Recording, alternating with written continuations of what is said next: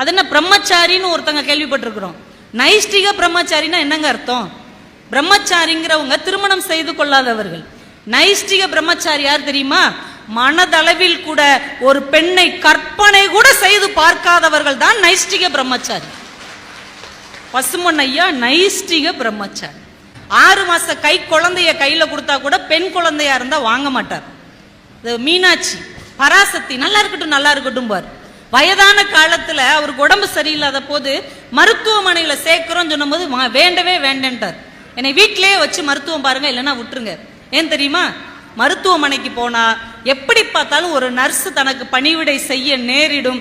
அப்படி ஒரு சூழல் தனக்கு வரவே கூடாது என்பதற்காக கடைசி வரைக்கும் ஆஸ்பத்திரிக்கே போகாத ஒரு அற்புதமான மனிதர். அப்படி கொள்கையில திடமாக இருக்கணும்.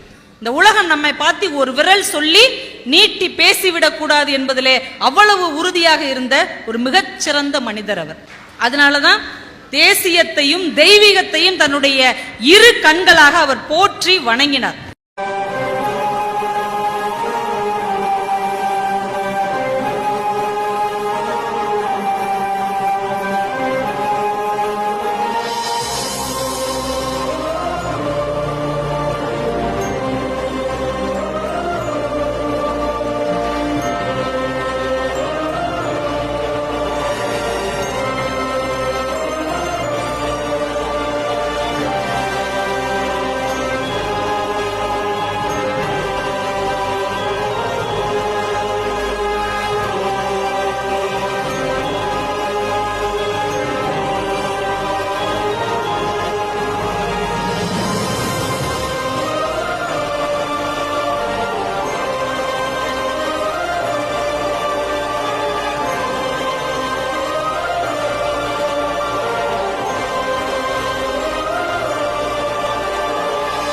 எல்லா முருகர் கோயில்லையும் இருக்கக்கூடிய சிறப்புகள் தான்.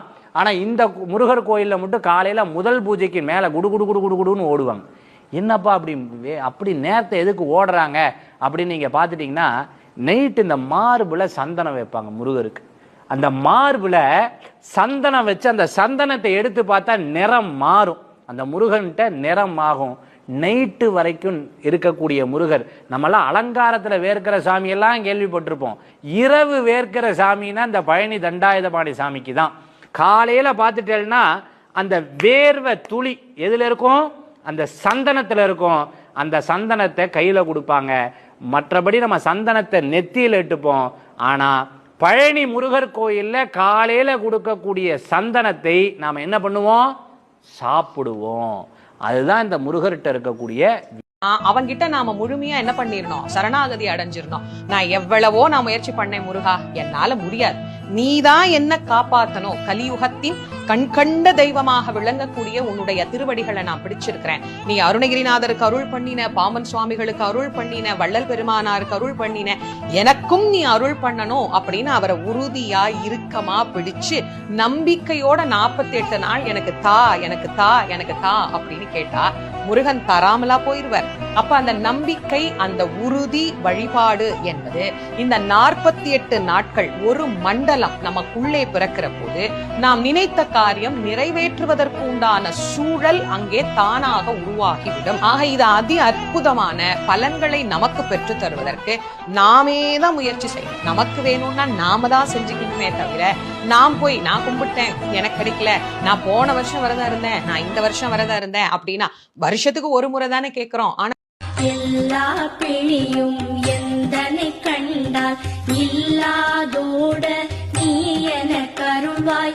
ஈரேழ் உலகமும் எனக்குறவாக ஆணும் பெண்ணும் அனைவரும் எனக்கா மண்ணாளரசரும் மகிழ்ந்துறவாகவும் உன்னை துதிக்க உன் திருநாமம் சரஹண பவனே செயலொளி பவனே திரிபுர பவனே திகழொளி பவனே பரிபுர பவனே பவமொழி பவனே அரி திருமருகா அமராபதியை காத்து தேவர்கள் கடுஞ்சிறை விடுத்தாய். கந்தா குஹனே கதிர்வேலவனே கார்த்திகை மைந்தா கடம்பா கடம்பனே இடும்பனை அழித்த இனியவே முருகா காற்றலை